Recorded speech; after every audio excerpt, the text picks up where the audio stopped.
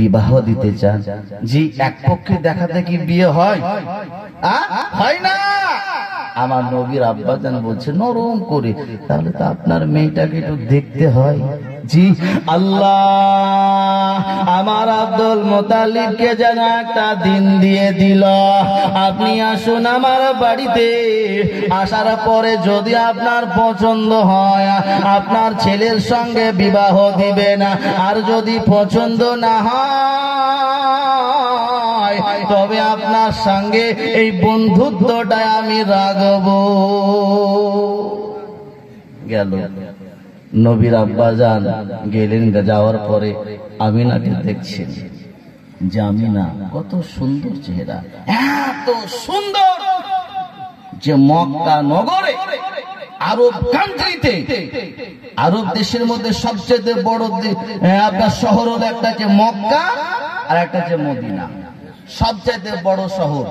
এই শহর এইরকম মেয়ে আর আমি চোখে দেখি নাই।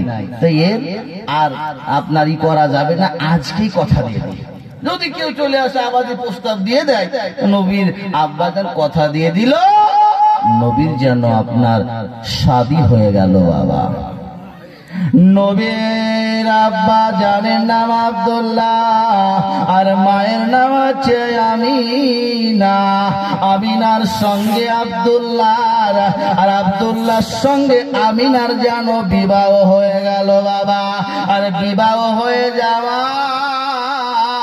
প্রতিটা যুবক যুবতীর একটা রাত আসে বাবা, যে রাতকে বলা হয় বাসর রাত, যে রাতকে বলা হয় ফুলসজ্জার রাত।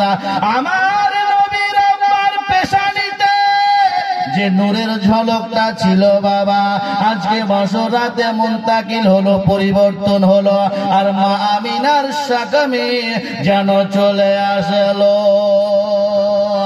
যাহাই আমার আমিনা গর্ভবতী হয়ে গেছে বাবা।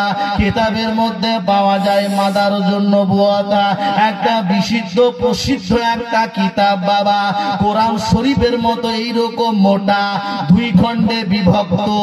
এর মধ্যে আমার নবীর সিরাত পাওয়া যায়, আমার নবীর বৃত্তান্ত ঘটনা পাওয়া যায়। আমার নবীর মা হামেলা হয়েছে, আমার নবীর মা প্রসূতি হয়েছে, আমার নবীর মা 1 মাস চলে যায়, 2 মাস চলে যায়, এইরকম করে বাড়ির কাজের জন্য আমার আমিনা